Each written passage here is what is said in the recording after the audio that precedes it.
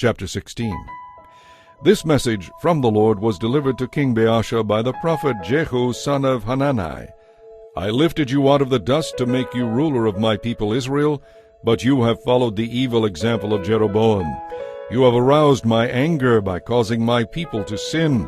So now I will destroy you and your family, just as I destroyed the descendants of Jeroboam son of Nebat. Those of your family who die in the city will be eaten by dogs, and those who die in the field will be eaten by the vultures.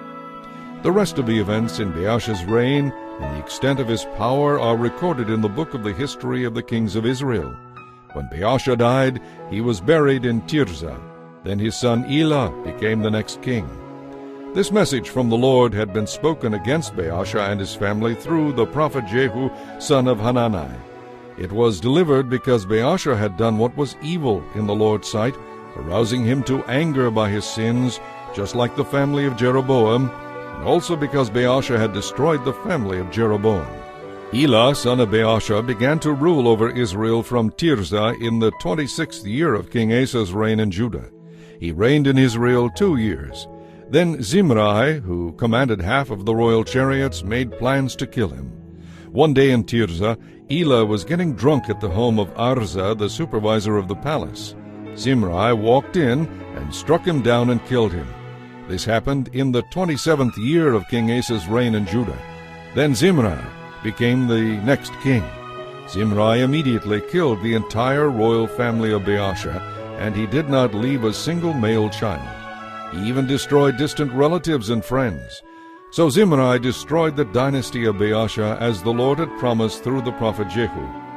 This happened because of the sins of Baasha and his son Elah, and because of all the sins they led Israel to commit, arousing the anger of the Lord, the God of Israel, with their idols. The rest of the events in Elah's reign and all his deeds are recorded in the book of the history of the kings of Israel. Zimri began to rule over Israel from Tirzah in the 27th year of King Asa's reign in Judah, but he reigned only 7 days. When the army of Israel, which was then engaged in attacking the Philistine town of Gibbethon, heard that Zimri had assassinated the king, they chose Omri, commander of the army, as their new king.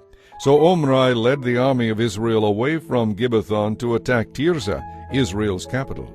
When Zimri saw that the city had been taken, he went into the citadel of the king's house and burned it down over himself, and died in the flames.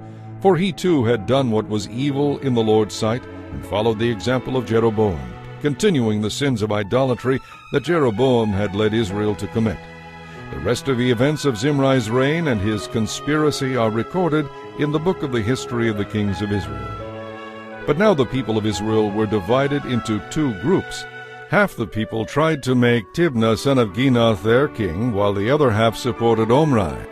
But Omri's supporters defeated the supporters of Tibni son of Ginath. So Tibni was killed, and Omri became the next king. Omri began to rule over Israel in the 31st year of King Asa's reign in Judah.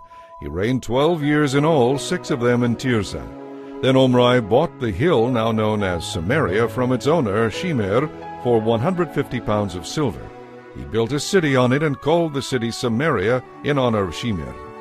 But Omri did what was evil in the Lord's sight, even more than any of the kings before him. He followed the example of Jeroboam, continuing the sins of idolatry that Jeroboam had led Israel to commit. Thus he aroused the anger of the Lord, the God of Israel. The rest of the events in Omri's reign, the extent of his power, and all his deeds are recorded in the book of the history of the kings of Israel. When Omri died, he was buried in Samaria. Then his son Ahab became the next king.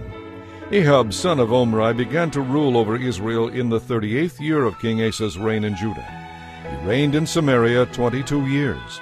But Ahab did what was evil in the Lord's sight, even more than any of the kings before him.